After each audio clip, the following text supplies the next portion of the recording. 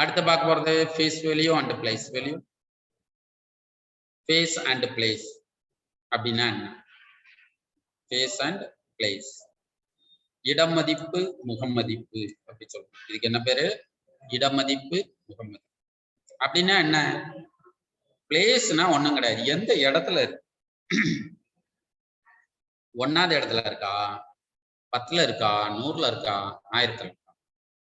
So 0, 1, 10, 100, 1000, 10,000, lakhs and 10 lakhs. அதுதான் என்னது? Place value. Face value அப்படின்னா அதோடைய மதிப்பு மாறவே மாறாது. மதிப்பு என்ன செய்யாது? மாறவே மாறாது. இது எப்படின்னா, நம்ம படிச்சிருக்கோம் 6த்லயோ 7த்லயோ படிச்சிருக்கோம். ஆனா என்னன்னா எல்லாத்தையும் மறந்துருக்கோம் இல்லையா? இன்னைக்கு படிச்சுட்டு நாளைக்கு மறந்துடுவோம். ஆனா ஒழுங்கா உட்காந்து மறக்காம படிச்சோம்னா நிறைய பரீட்சை ஒழுங்கா எழுதி பாஸ் பண்ணலாம். ஆனா அப்பப்போ என்ன செஞ்சிருக்கோம்? படிச்சு படிச்சு மறந்துடும். ரைட்டா? ஸோ ஞாபகம் வச்சுக்கணும், ரிகால் பண்ணணும். ஒரு விஷயத்த நல்லா மெமரியில வச்சுக்கணும், மனப்பாடம் பண்ணக்கூடாது. அந்த கான்செப்டை தெரிஞ்சு வச்சுட்டு ஆன்சர் பண்ணணும். ரைட்டா? இப்போ ஃபேஸ் வேல்யூ அண்ட் பிளேஸ் அப்படின்னா என்னன்னு ஒரு எக்ஸ்பிளனேஷன் என்ன கொடுத்துருக்கோம்? Every figure has 2 value. ஒவ்வொரு நம்பரும் 2 வேல்யூ இருக்கும். அதுக்கு ஒன்று local value or place value, இன்னொன்று ஃபேஸ். இப்போ ஃபார் எக்ஸாம்பிளுக்கு ஒரு நம்பர் கொடுத்துருக்கேன்னு வைங்களேன். இதுல இருக்குது பாருங்க, 1 2 3 4 5 6 7 8 9. இதுல 5 5ஆம் நம்பர் இருக்கா? இந்த 5ஆம் நம்பருடைய பிளேஸ் வேல்யூ என்னன்னா ஒன்றும் கிடையாது. எத்தனாவது இடத்துல இருக்குது? 1, 10, 100, 1000, 10,000. அப்படின்னா 5 into 10,000 is equal to 15,000. அவ்வளோதான் வேல்யூ. ஒன்றும் கிடையாதுப்பா. இந்த நம்பர் இருக்குதா? 1 2 3 4 5 6 7 8 9. இதை ரூபாயா எழுதணும், ருபீஸ்ல எழுதணும். இன் ருபீஸ்ல எப்படி எழுதுவோம்? ஒரு செக் போட்டு அதுல நம்பர் போட்டு எழுதணும், அமௌண்ட்டும் எழுதணும், இன் வேர்ட்ஸ்லயும் எழுதணும். என்ன பண்ணுவோம் அப்படின்னா 1, 10, 100, 1000, 10,000, லட்சம், 10 லட்சம், கோடி, 10 கோடி.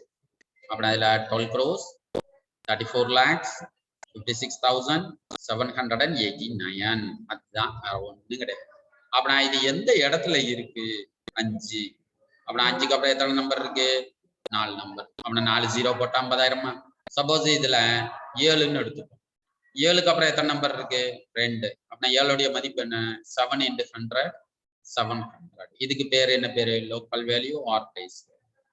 அப்படின்னா ஃபேஸ் வேல்யூ அப்படின்னா இந்த நம்பர் எங்க இருந்தாலும் சரி, முன்னாடி இருந்தாலும் சரி, பின்னாடி இருந்தாலும் சரி, இடையில இருந்தாலும் சரி, அதோடைய மதிப்பு என்ன செய்யாது? மாறாது. 5ன்னா 5 தான், 6ன்னா 6 தான், 9ன்னா 9 தான். சரி, முன்னாடி இருந்தாலும் சரி, பின்னாடி இருந்தாலும் சரி, அதை பத்தி கவலையே கிடையாது. அப்படின்னா இதுதான் என்னது? Face value and place. இது ஜஸ்ட் ஒரு நாலஞ்சுக்காக. இதை ஃபேஸ் பண்ண இதோடைய பேசிக்ல என்ன கேட்பான்? சில இடத்துல கொஸ்டின் கேட்பான். எப்படி கேட்பான்? What is the difference between place value and face value அப்படி கேட்பான். இல்லைன்னா ப்ராடக்ட் கேட்பான். இந்த மாதிரி சில கணக்குகள் என்ன செய்யுது முன்னாடி கேட்டிருக்காங்க 10-15 இயர்ஸுக்கு முன்னாடி. ஆனா இப்ப என்ன செஞ்சிருக்காங்க? இதனுடைய கொஸ்டின்ஸ் எல்லாம் கொஞ்சம் குறைஞ்சிச்சு. இப்போ வரக்கூடிய எல்லா எக்ஸாம் ரொம்ப டஃப்பா இருக்கு. காரணம் என்ன அப்படின்னா நிறைய பேர் போட்டி போடுறாங்க. ஒரு பரீட்சைக்கு அப்படின்னா இப்போ ரயில்வே பரீட்சை எல்லாம் இருக்குதுன்னு வைங்க, கிட்டத்தட்ட ஒரு 1 கோடி பேர் 1.25 கோடி பேர் எழுதுவாங்க பரீட்சை. நான் அவ்வளோ பேர் எக்ஸாம் எழுதி நம்ம வேலைக்கு போனோம். உடனே 1.5 கோடி பேரா நம்ம எங்க படிச்சு பாஸ் பண்ண போறோம் அப்படிலாம் நினைக்கிறேன். 1.5 கோடி பேர்ல ஒன்லி 10% பீப்புள் மட்டும்தான் ஒழுங்கா படிச்சு எக்ஸாம் எழுதும்.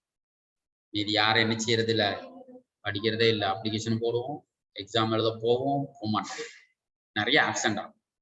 எந்த ஒரு எக்ஸாம் போனீங்கன்னாலும் மினிமம் 20% 30% என்ன ஆயிரும் அப்படின்னா ஆப்சென்ட் ஆயிடும். மீதி ஒரு 20% 25% வீட்டுல இருந்து அடிச்சு கொடுத்திருப்பாங்க. போய் பச்சை எழுது, அப்ளிகேஷன் போட்டே இல்லை, 60 ரூபா கட்டிருக்கோம்ல, போய் பச்சை எழுதி சொல்லி